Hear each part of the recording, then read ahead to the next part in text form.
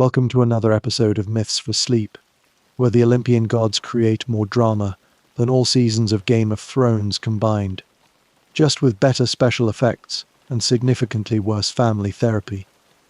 Today we're diving into the story that proves a simple wedding party with a botched guest list can end up causing a 10-year war. Yes, we're talking about the Judgment of Paris, history's first disastrous beauty contest, long before Miss Universe was even a twinkle in Zeus's wandering eye. Oh, before I forget, like Zeus forgets his countless children scattered across the mortal realm. If you're enjoying this mythological deep dive, help this humble storyteller with that like button that's harder to get than an audience with Hades. Subscribe to the channel, hit that notification bell that rings louder than Zeus's thunderbolts, and tell me in the comments where you're watching from and what time it is there.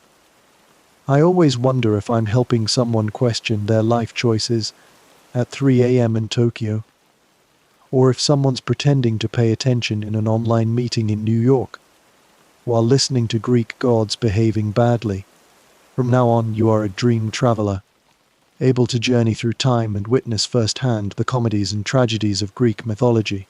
You can taste flavors, smell scents, feel textures, and even overhear divine gossip, but you can never intervene. If you're not lying down, that's fine, but if you are, close your eyes, because your journey begins now to Mount Olympus, where a wedding celebration is about to trigger the greatest catastrophe in Greek mythology. Chapter 1. The exclusive party. You've just arrived at the peak of Mount Olympus, and the first thing you notice is that, apparently, gods really do know how to throw a party. The air is perfumed with nectar and ambrosia, the divine food that would make any Michelin-starred chef weep with envy. Imagine the best smell you've ever experienced in your life. Multiply it by 1,000, add a touch of eternity, and you're still not close to the aroma wafting through the gods' banquet hall. The occasion is the wedding of Peleus and Thetis. He, a lucky mortal; she, a sea goddess with a promising future as an overprotective mother. Who are these people? You might be wondering as you float like an invisible ghost among the divine guests. Well, Thetis is that sea nymph Zeus personally wanted to marry, until he discovered an inconvenient prophecy. Her son would be more powerful than his father. And if there's one thing Zeus hates more than losing Olympus Wi-Fi, it's the idea of being outdone. So, doing what any toxic CEO would do, he arranged for someone else to marry her, Peleus, a mortal who basically won the divine lottery. But wait, gods are afraid of prophecies. You wonder, watching Zeus on his golden throne, sipping nectar like it's a divine espresso. Well, for supposedly all-powerful beings, Greek gods are incredibly superstitious. It's like that uncle of yours who's afraid of black cats, but claims he can fix anything in the house. Except in this case, your uncle can throw lightning bolts and turn people into trees when he's in a bad mood. The party is lit, as the kids today would say. Apollo is at the celestial DJ booth playing his golden lyre, making even Ares, the god of war, nod his head to the rhythm. The music isn't just good, it's literally divine. Each note seems to shimmer in the air like liquid gold, creating melodies that would make modern composers delete their entire portfolios in despair. You can feel the music not just in your ears, but somehow in your very being, as if Apollo is playing the soundtrack to existence itself. Dionysus, obviously, is handling the drinks, the divine open bar that would make any mortal party look a baby shower in comparison. He's mixing concoctions that glow with unearthly light, creating swirls of color that dance through transparent goblets like tiny auras. One nymph takes a sip and temporarily turns into a shower of butterflies before reforming, giggling. That's the kind of beverage service you definitely won't find at your local happy hour. The feast spread across the golden tables would make even the most exclusive Michelin restaurants look like fast food joints. Ambrosia in every conceivable form, crystallized, whipped, infused, paired with exotic fruits that don't even exist in the mortal realm. The food doesn't just satisfy hunger, It seems to fill the ether with a warm glow of contentment and vitality. You notice that nobody's taking food selfies, which is probably for the best. Mortals aren't meant to see this stuff, even in JPEG form. You can see Hermes, the messenger of the gods, sliding between guests with his characteristic speed, probably sharing the latest Olympian gossip. Did you hear Zeus turned into a swan last week? Yeah, again. His winged sandals barely touch the ground as he zips from conversation to conversation, his eyes twinkling with mischief and intelligence. If Olympus had a social media influencer, it would definitely be Hermes. He knows everyone's business and seems to be everywhere at once. I'm telling you, you overhear him saying to a cluster of minor river gods, Poseidon is absolutely furious about that new fishing net design the mortals came up with. Says it's disrespectful to the sanctity of marine life, as if he doesn't cause shipwrecks for fun on Tuesdays. In the center of the hall, Aphrodite dances with a grace that would make any TikTok dance influencer look like a clumsy robot.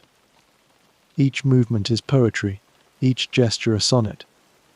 The air around her seems to shimmer with pinkish light, and flowers spontaneously bloom in the cracks between marble tiles wherever her feet touch. Several male gods are watching with expressions that their wives are definitely noting for future arguments. Beside her, Athena is having an intense conversation with Hephaestus about some new weapon project. Her grey eyes are light with strategic calculations. The balance is wrong, she's saying, sketching something in the air with her finger that leaves glowing blue lines hanging in space. If you adjust the weight distribution here and here, the javelin will fly true even in crosswinds. Hephaestus nods, his rough, powerful hands moving, as if already shaping the metal, though he keeps getting distracted by Aphrodite's dancing. Awkward, considering they're technically married, but he's used to her being the center of attention. Hera, Zeus's wife, watches everything with that look of someone mentally noting each of her husband's missteps to throw in his face later. She sits beside him on a slightly smaller throne, a design choice that clearly irritates her, her peacock feather fan moving with deliberate, measured strokes. Her expression is pleasant, regal, and completely at odds with the calculating look in her eyes as she watches Zeus watch a particularly pretty nymph serving drinks. It's a divine family reunion in its purest form, everyone smiling to each other's faces, everyone planning tiny revenges behind the scenes. Like your family's Christmas lunch, only with the power to destroy civilizations when someone makes an unfortunate comment about the turkey being dry. Poseidon and Demeter are arguing good-naturedly about agricultural techniques near coastlines, their debate occasionally causing small tremors or sudden growth spurts in the ornamental plants decorating the hall. Salt water irrigation is completely viable, Poseidon insists, thumping his trident for emphasis, and accidentally causing a minor earthquake in a distant part of Greece. For seaweed, perhaps, Demeter counters with an eye roll, absent-mindedly causing the grapes in a nearby serving bowl to ripen further just by looking at them. But try telling that to the olive farmers whose crops you've ruined. In a quieter corner, Hestia tends the eternal flame that burns in the central hearth, her gentle presence somehow anchoring all the chaotic divine energy. Unlike her more dramatic siblings, she seems content to simply ensure the fire burns bright and warm, occasionally smiling at some particularly boisterous display of divine showing off. The hearth flames reflect in her eyes, giving her a look of timeless wisdom that contrasts with the more volatile emotions swirling around the celebration. Artemis has stationed herself as far from the romantic entanglements as possible, surrounded by her hunting nymphs, all of them looking slightly uncomfortable in formal attire instead of their usual hunting garb. She's telling a story about a recent hunt, her hands animating the tale of a particularly crafty stag that led her on a chase through 3 mountain ranges before she finally caught it. The nymphs are laughing, though they keep casting wary glances at Apollo, who's now performing what appears to be the world's first divine lyre solo, complete with special light effects that send prismatic rainbows dancing across the ceiling. But you, as a dream traveler, notice something that the partygoers haven't yet. Scanning the glorious Olympian Hall, you do a mental head count and realize someone's missing. And it's not just anyone, it's precisely the one person you never want to forget to invite to anything.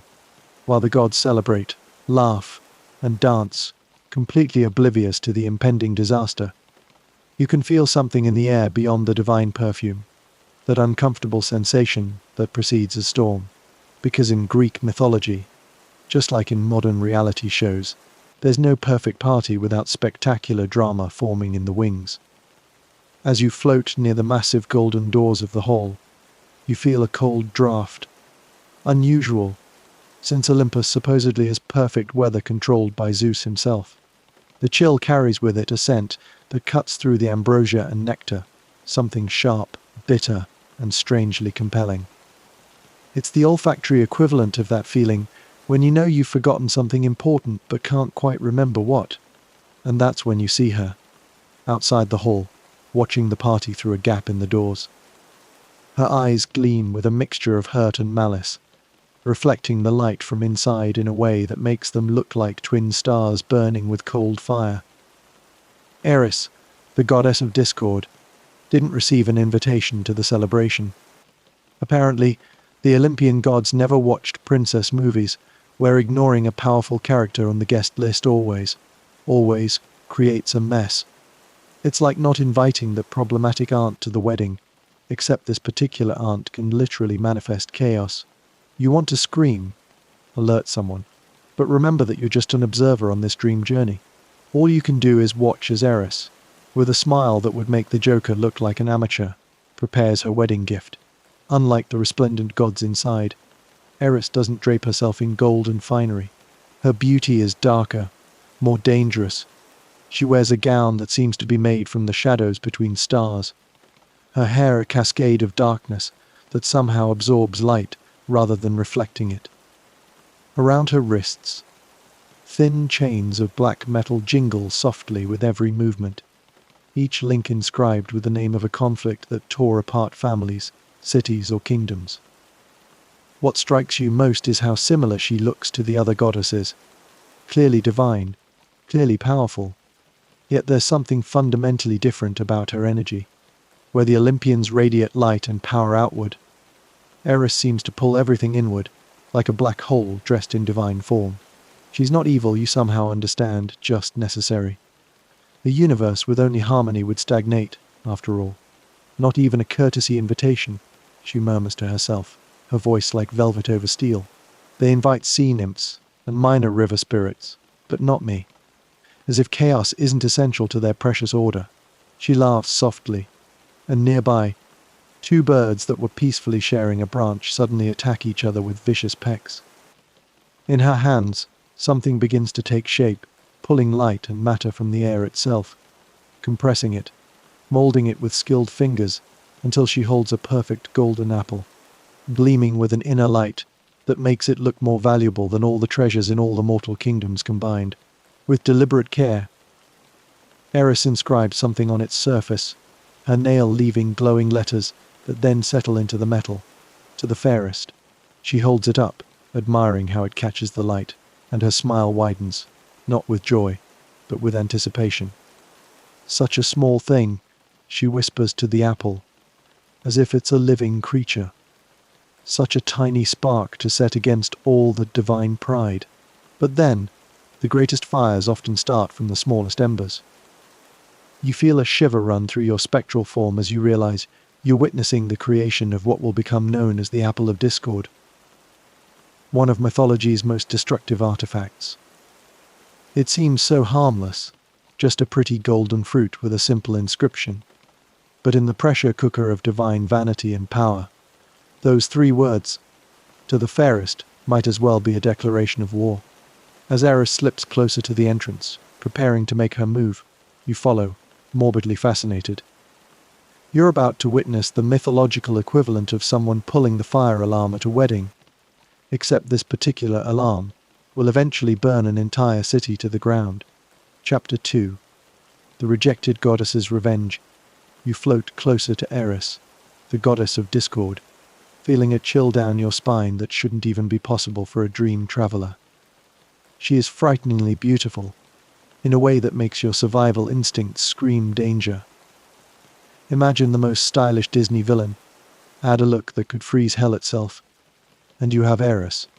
Where Aphrodite's beauty invites, Eris's beauty warns, like the gorgeous colors of the most poisonous creatures in nature. So they think they can throw a party and not invite me. You hear her mutter to herself, and her voice has that timbre that makes each word sound like a sharpened blade. Let's see how they enjoy themselves when I deliver my special gift. In her hands, Eris holds something that shines with intense golden light. You move closer, curious, and see that it's an apple, but not just any apple. This one seems to have been sculpted from pure gold itself, polished until it reflects light like a small sun. And engraved on its smooth surface, you can read the words, "To the fairest." If you've ever witnessed a group of people fighting over the last pizza slice or the last parking space, you have a vague idea of the destructive power of these three simple words in an environment full of vain goddesses. It's like throwing Beyoncé's engagement ring into a crowd of fans. Chaos is inevitable. You know what I love about chaos, Eris whispers, almost as if she could sense your invisible presence. It spreads by itself. All I need to do is plant the seed. She holds the apple up to the light filtering from the hall, turning it slowly between her fingers. The golden surface catches every beam, fracturing and multiplying it, until the apple seems to glow with its own inner fire. You notice how perfect it is. No seam, no imperfection, as if it weren't crafted but simply willed into existence as the platonic ideal of an apple. They call me malicious. Eris continues her monologue, addressing the apple, as if it were a confidant.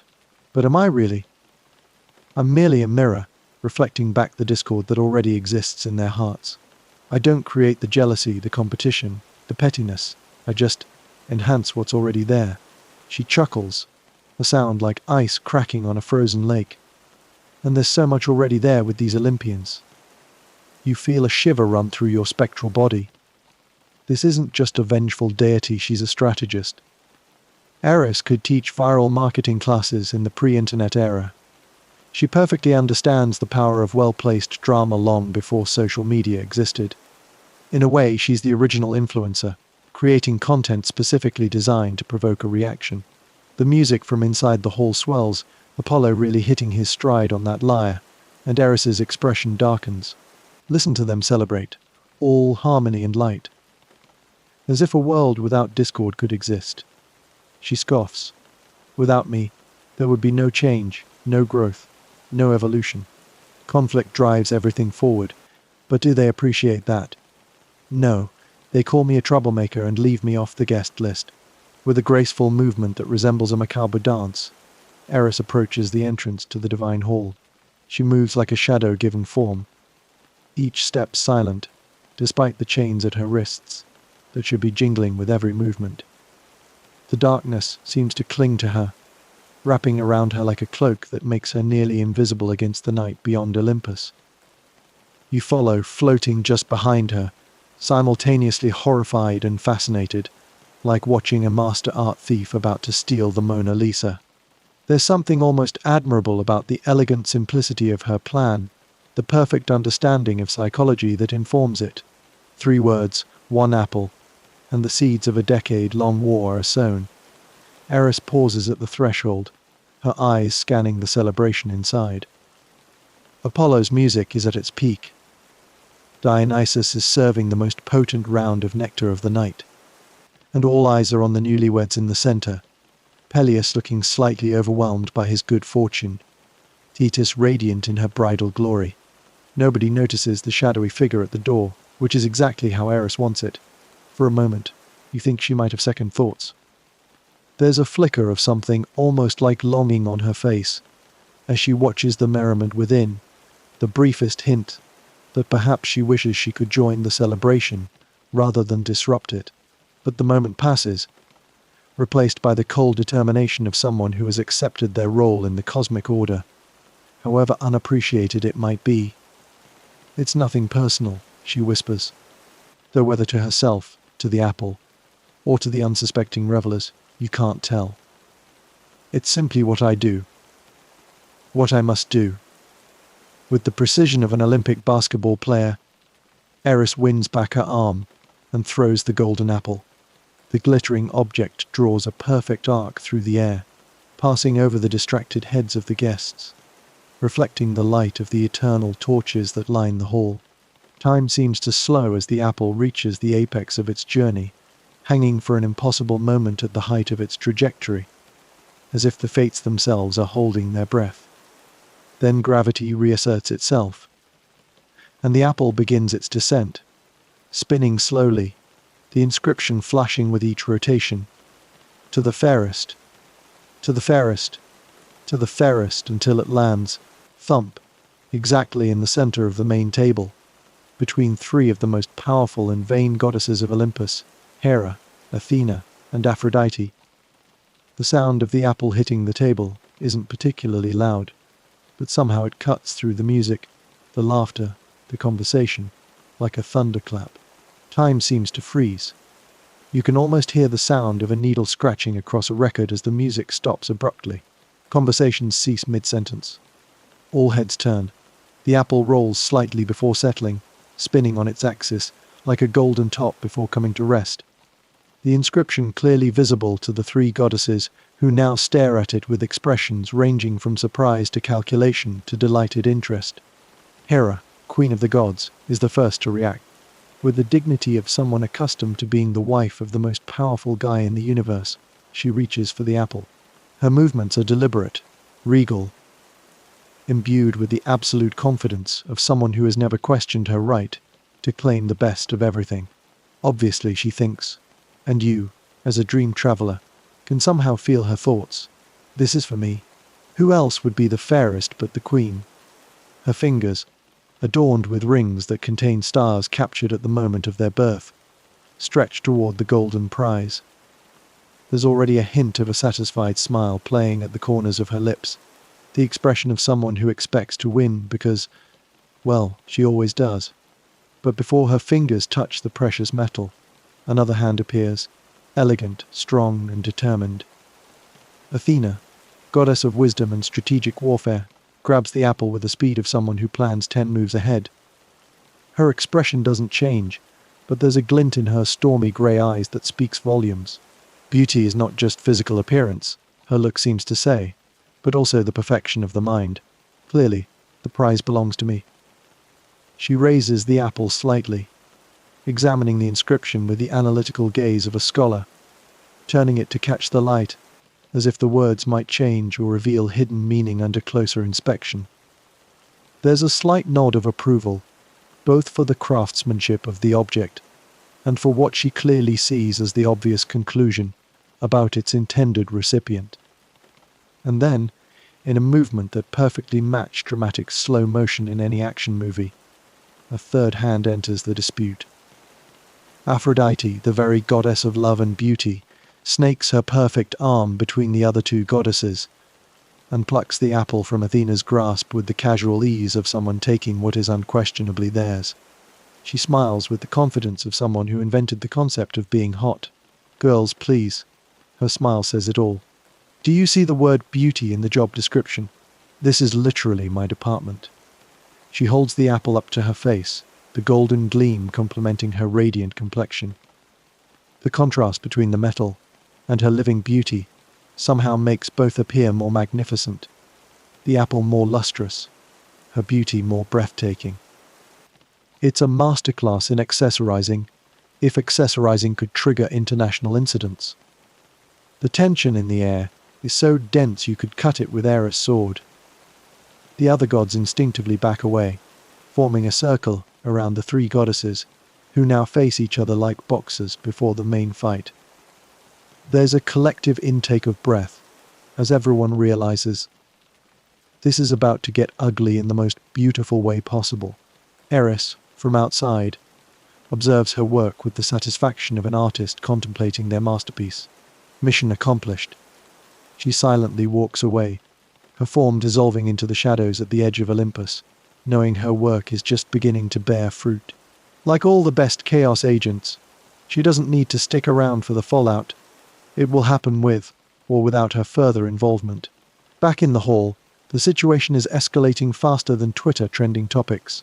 Hera, with all the indignation of a challenged queen, raises her divine voice. How dare you question my right? I am the queen of the gods. The floor trembles slightly beneath her feet, and the peacocks that pull her chariot let out sympathetic screeches from outside. Several minor deities prudently move their drinks away from the edge of the table, recognizing the signs of an imminent divine temper tantrum.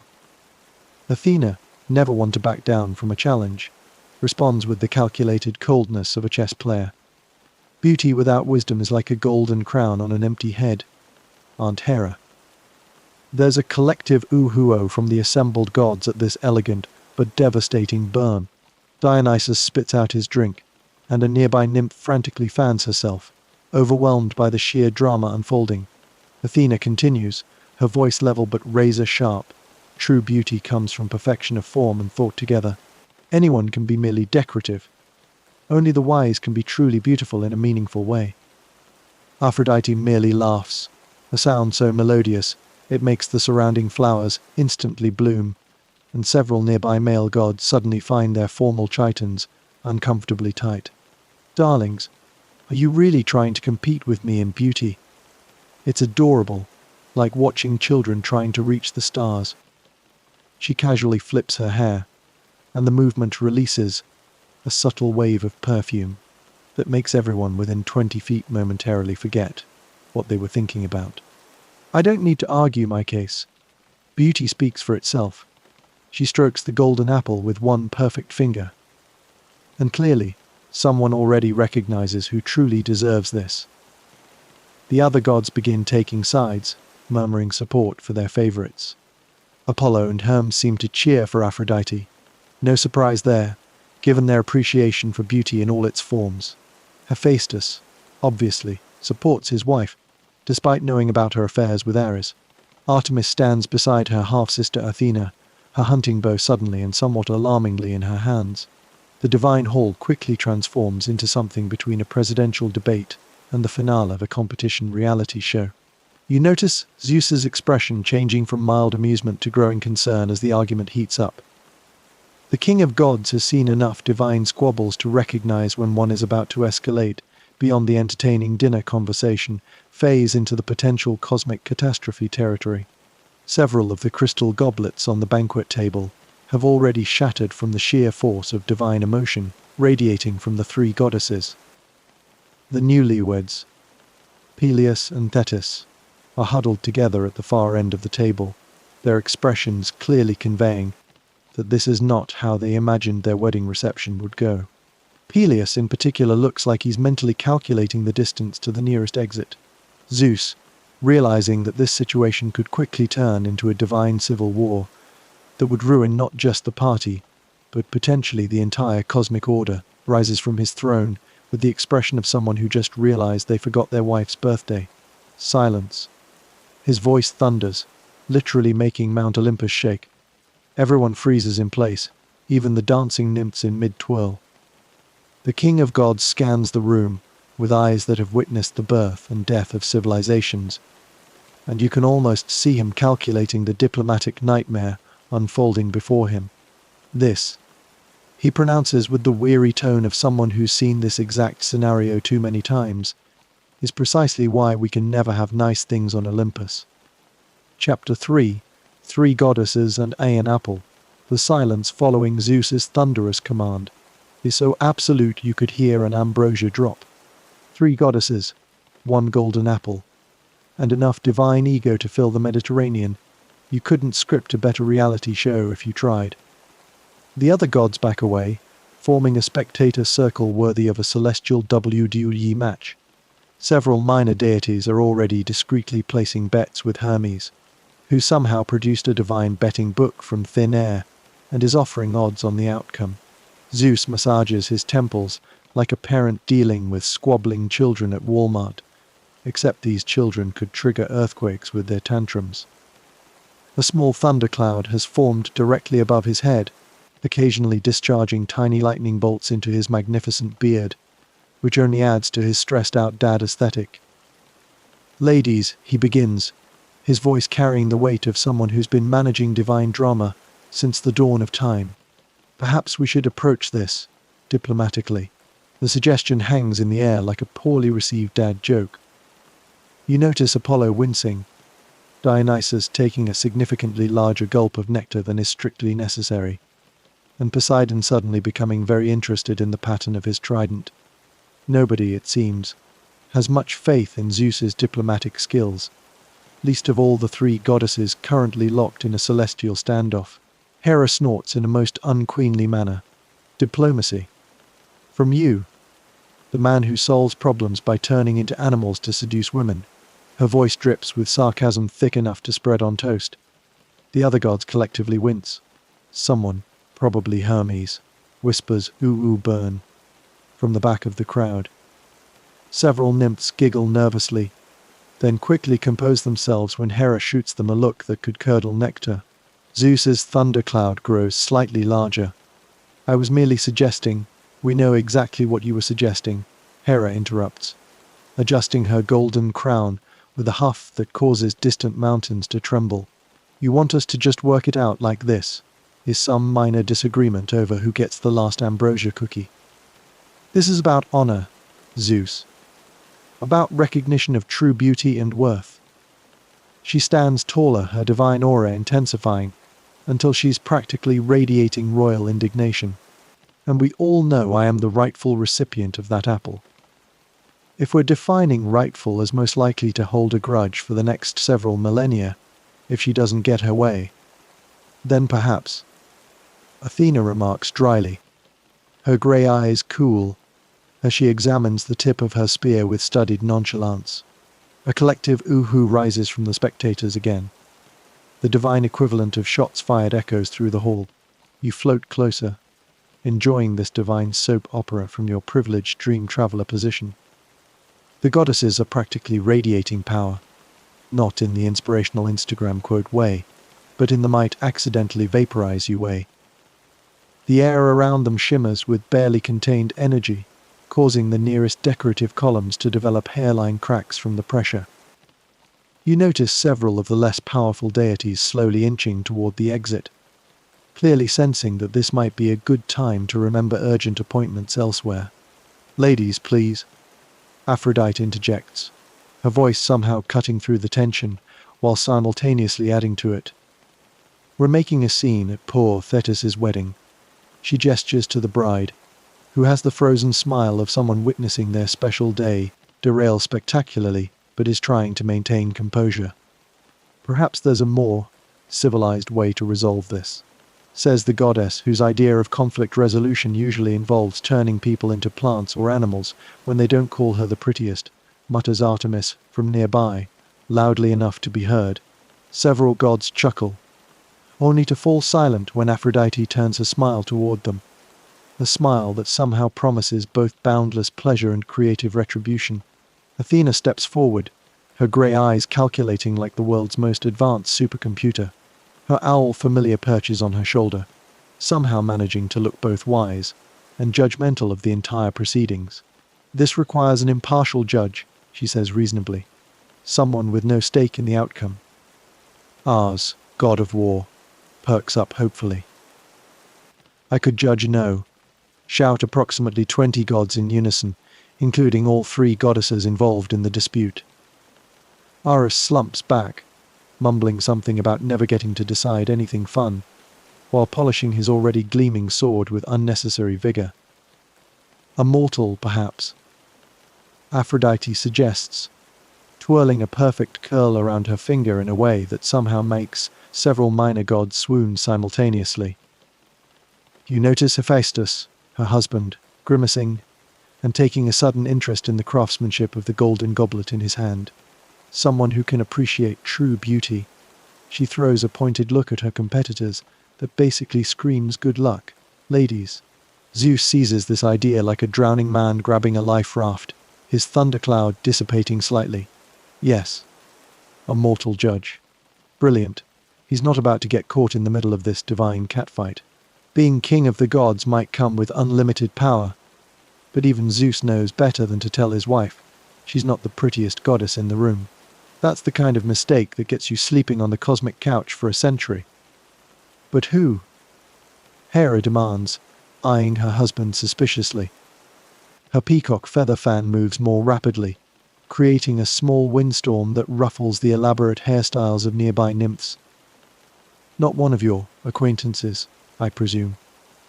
The way she says acquaintances makes it clear she means mortals you've seduced by transforming into various barnyard animals.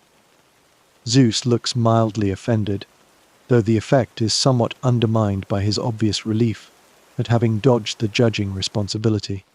Of course not. We need someone impartial, someone fair, someone with no connection to Olympus. The assembled gods look at each other doubtfully. Zeus's track record for fair and unbiased decisions is about as reliable as weather forecasts in England. Zeus strokes his magnificent beard, a move he's perfected to look thoughtful when he's actually buying time. Lightning flickers between his fingertips, illuminating his features from below in a dramatic fashion that you suspect is entirely intentional. Someone fair, someone known for their judgment. The gods wait, the silence stretching uncomfortably. Several cough politely. Dionysus takes the opportunity to refill everyone's goblets, correctly reading the room as needing more alcohol to deal with the unfolding situation. Hermes, always helpful in a crisis, and always eager to escape boring divine meetings, pipes up, I heard about this shepherd on Mount Ida, near Troy. Supposedly, he's resolved disputes among his fellow shepherds with remarkable fairness. Something about dividing grazing territories or breeding rights for prize rams. He shrugs his winged shoulders. Mortals and their quaint little problems, you know. What Hermes doesn't mention, and what you, floating above the proceedings like a mythological security camera, can somehow sense, is that this isn't just any shepherd. This is Paris, Prince of Troy, abandoned at birth due to a prophecy and raised by shepherds. But hey, divine plans work in mysterious ways, especially when they're setting up cities for epic destruction. You notice Athena narrowing her eyes slightly at Hermes' suggestion, as if she suspects there's more to this story. Being the goddess of wisdom has its perks, including a finely tuned bullshit detector. But before she can voice any objections, Zeus jumps on the idea. Perfect, Zeus declares, clapping his hands with the relief of someone who just successfully delegated a nightmare task. A small lightning bolt accidentally escapes his fingers, zapping a nearby minor god who yelps and drops his ambrosia plate. Hermes, you will escort these three. He pauses, searching for a diplomatic word, distinguished goddesses to this shepherd. He shall decide who receives the apple. Hermes bows with a flourish, his winged helmet tilting rakishly. As you command, father. I live to serve as divine Uber driver and conflict mediator. Zeus either misses or chooses to ignore the sarcasm. Excellent. It's settled then. The mortal will decide, and we can all abide by his decision. He looks pointedly at each goddess, his expression making it clear this isn't a suggestion. Agreed. Athena nods curtly, already strategizing her approach. Her owl familiar seems to be making notes in a tiny scroll. I accept these terms. Wisdom will prevail, as it always does. Hera's face suggests she's agreeing in the same way someone agrees to a root canal, reluctantly and with plans for retribution. Very well. Though I find it absurd that my divine status should be judged by a mere shepherd. She sniffs haughtily, causing a small cyclone to form briefly above her immaculately styled hair. Aphrodite just smiles the smile of someone who already knows they've won the game everyone else is still learning to play. I think it's a wonderful idea, she purrs, her voice making the word wonderful sound, like something that should be behind an age verification wall. Mortals have such passionate appreciation for beauty. The wedding guests collectively exhale, the immediate crisis apparently averted. Apollo resumes playing his lyre, though the tune is noticeably more tense than before. The party atmosphere attempts to recover, but there's an undercurrent of anticipation now, like the moment in a disaster movie, right before someone says, I think we're safe and the real catastrophe begins. As Hermes prepares for the journey, gathering the three increasingly competitive goddesses, You notice Zeus pulling him aside with the urgent expression of a man about to share nuclear launch codes. "Find this shepherd," Zeus whispers, glancing nervously at the three goddesses, who are now circling each other, like fashion models in a very high-stakes runway showdown. "And for the love of me, make sure he understands what's at stake. We don't need another mortal getting turned into a constellation, because they made a goddess angry." He looks meaningfully upward, where various unfortunate mortals who crossed the gods now twinkle as star formations. It's the divine equivalent of having your embarrassing photos immortalized on the internet, except more literal and involving actual immortality. Hermes nods gravely, though you catch a twinkle in his eye. Nothing excites the messenger god more than front row seats to prime divine drama. "I'll find the most diplomatic shepherd in all the mortal realms, Father. One whose judgment is as fair as it is final." He adjusts his winged sandals, apparently doing pre-flight checks. Though perhaps we should warn Troy to start building better walls, just in case. Zeus waves this comment away. "Nonsense. What's the worst that could happen? It's just a little beauty contest." The cosmic irony of this statement is so thick you could serve it on a plate. If dramatic irony were a physical substance, this moment would have created enough to supply tragic plays for centuries to come. As the four deities prepare to depart, you feel yourself being pulled along with them, your dream traveler status apparently granting you VIP access to this mythological train wreck in progress. The wedding celebration continues behind you, the other gods pretending that everything is perfectly normal, while Peleus and Thetis exchange glances that clearly say, "Is it too late to elope?" Looking back, you see Eris in the shadows, watching her handiwork unfold with the satisfied expression of a chaos artist viewing her masterpiece. With one golden apple, she set in motion events that will eventually level cities, end dynasties, and inspire enough epic poetry to torture high school students for millennia to come. And all because somebody forgot to send her a wedding invitation. If there's a lesson here, it's that the ancient Greek version of return to sender had significantly higher stakes than just missing a thank you card. Chapter 4. Zeus passes the Hecate potato. You find yourself soaring through the clouds, trailing behind the strangest entourage in mythological history. Hermes, winged sandals flapping away, leading three increasingly irritable goddesses toward Mount Ida. The air around them crackles with divine tension, Hera's regal huffiness, Athena's strategic silence, and Aphrodite's confident smirk, creating a cocktail of competitive energy that's practically visible. The journey itself is spectacular from your dream traveler perspective. You're cutting through layers of clouds that no mortal has ever touched, watching as they part around the divine procession like curtains. Below, the Aegean Sea glitters like a blanket of sapphires, dotted with islands that from this height look like emeralds scattered across blue silk. Occasionally, you spot Poseidon's realm beneath the waves, underwater palaces and processions of sea creatures that surface briefly, as if paying homage to the passing goddesses. "I still don't see why we need a mortal to state the obvious," Hera mutters, adjusting her golden crown for the 17th time since departing Olympus. The crown seems to change slightly each time she touches it, as if responding to her mood, now bristling with sharp points, now flowing with gentler curves. "I am the Queen of Heaven." End of contest. A small thundercloud follows her like a moody pet, occasionally rumbling in agreement. You notice that she's traveling in a chariot pulled by peacocks, the birds' magnificent feathers leaving trails of rainbow light in the air behind them. Each time she speaks, her breath crystallizes into tiny perfect snowflakes regardless of the actual temperature. Apparently, cold dignity is Hera's natural state. Perhaps. Athena replies coolly. Zeus recognizes that true beauty encompasses wisdom and strategic thinking, not just dynastic privilege. The look she gives Hera could freeze the Mediterranean. She travels alongside the chariot, propelled by nothing but her own divine will, her silver armor gleaming even when passing through clouds that should logically dampen its shine. her famous shield, bearing the terrifying face of Medusa, is strapped to her back, occasionally turning slightly as if the Gorgon's visage is trying to get a better view of the proceedings. Aphrodite, floating along with the casual grace of someone who invented seduction, just laughs, a sound like wind chimes that somehow makes birds spontaneously start singing below.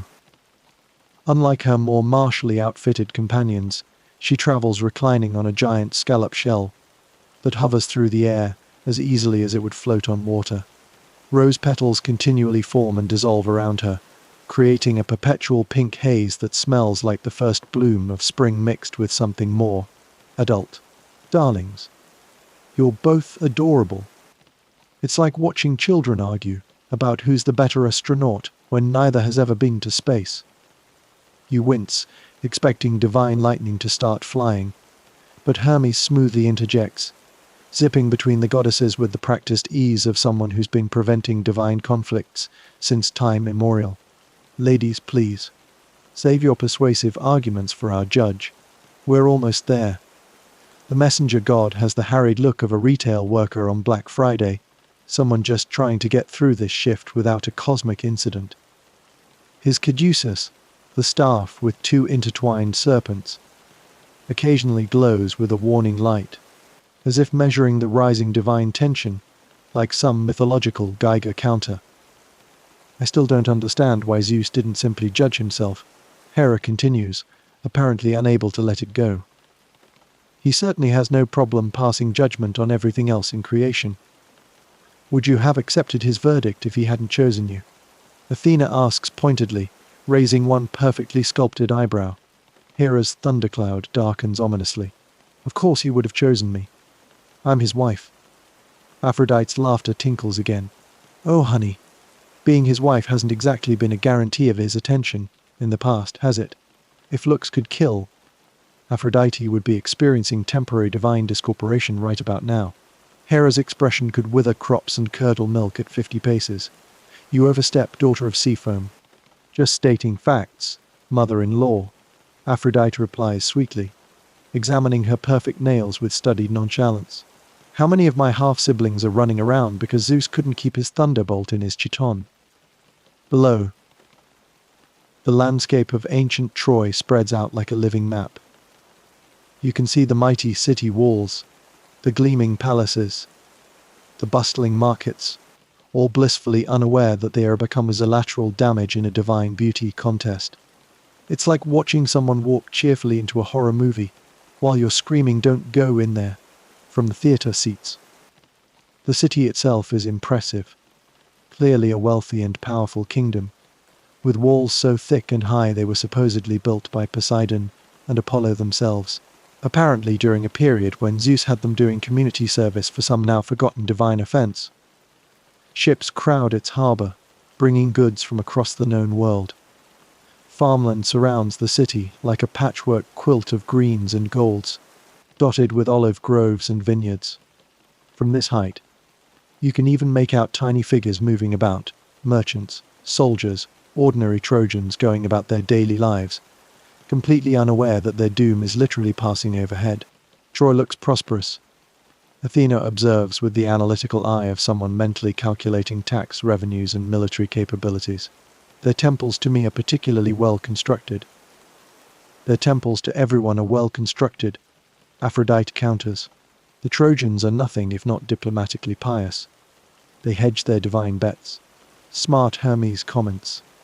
Unlike some cities I could mention that go all in on one god, and then act surprised when the others get testy. He whistles innocently when Hera glares at him. Mount Ida rises majestically nearby, its slopes dotted with grazing sheep that look like tiny moving cotton balls from this height. Hermes points to a solitary figure sitting under an olive tree, playing a simple reed pipe while watching over his flock. That's our judge, Hermes announces with the flourish of a game show host revealing the grand prize. Paris, son of he catches himself, remembering the shepherd doesn't know his royal origins. Son of a shepherd. Very discerning fellow.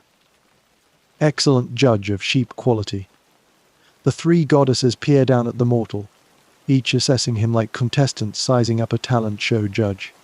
Paris is handsome in that classical Greek hero way, chiseled features, athletic build, hair that somehow looks perfect despite the complete absence of modern styling products. But he also has a gentle air about him, his fingers moving delicately over the reed pipe as he plays a melody that makes the sheep gather contentedly around him.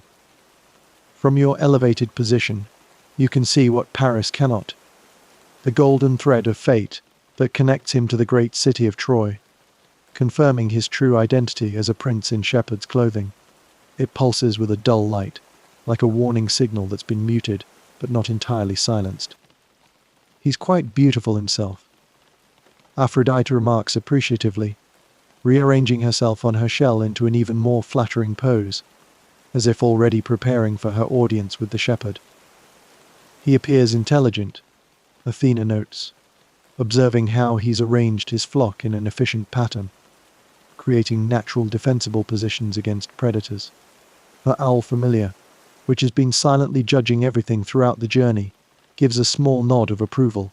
He looks adequate, Hera concedes, which from her is practically a standing ovation. Her peacocks ruffle their feathers indignantly, apparently offended that their mistress would compliment a mere mortal. Hermes clears his throat, the sound somehow carrying despite the winds at this altitude. Now, before we descend, perhaps we should discuss the parameters of this contest. Zeus wasn't entirely clear on the rules. His expression suggests Zeus wasn't clear on anything besides get these three away from me and my wedding party. Rules?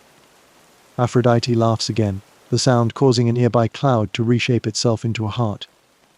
It's a beauty contest, not Olympic wrestling.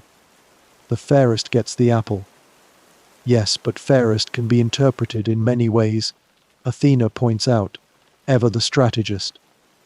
She makes a series of quick gestures in the air, and glowing symbols appear briefly, ancient Greek letters forming complex logical arguments. Physical beauty, yes, but also moral character, wisdom, contributions to civilization. By that definition, I should win automatically, Hera interjects. Who has contributed more to civilization than the goddess of marriage and family? The very foundation of society. Marriage isn't civilization, Athena counters. Knowledge is. Law is. Strategic thinking is. Without wisdom, marriage is just two people making more unwise people. Aphrodite rolls her eyes so dramatically you're surprised. They don't continue rolling right off Mount Olympus. Without love and desire, there would be no people to be wise or married in the first place. You're welcome. Hermes looks like he's developing the ancient Greek equivalent of a migraine. His winged helmet droops slightly, and one of his sandal wings seems to be molting from stress. Right. Well, perhaps we should agree that each goddess gets to make her case to Paris, and no divine intimidation, no threatening to turn him into various plants or animals if he chooses wrong. The goddesses exchange glances that clearly indicate they had all been considering exactly these tactics. Fine. Hera agrees reluctantly, dismissing her thundercloud with a flick of her wrist. I shall rely solely on my natural majesty and the obvious superiority of my divine status. Acceptable. Athena nods, though you notice she doesn't remove her hand from her spear. I shall present logical arguments for my superior aesthetic and intellectual qualities. How dull. But if we must, Aphrodite sighs, a sound that causes several passing birds to dive bomb in ecstasy. I suppose I can restrain my powers somewhat, though it's hardly fair to ask me not to be persuasive. She smiles in a way that probably should be registered as a lethal weapon in most jurisdictions. You watch as Hermes prepares to descend with the divine trio, and you're automatically pulled along in their wake.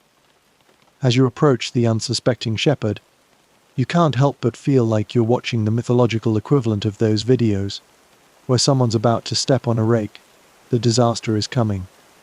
You can see it perfectly, but there's absolutely nothing you can do to stop it. Poor Paris is about to make the ultimate no-win decision.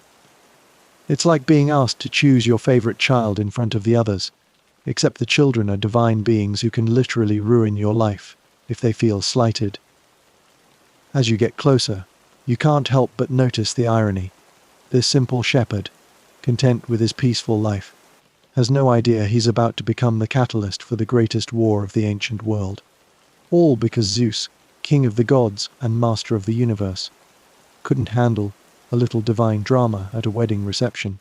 The story continues in the next video.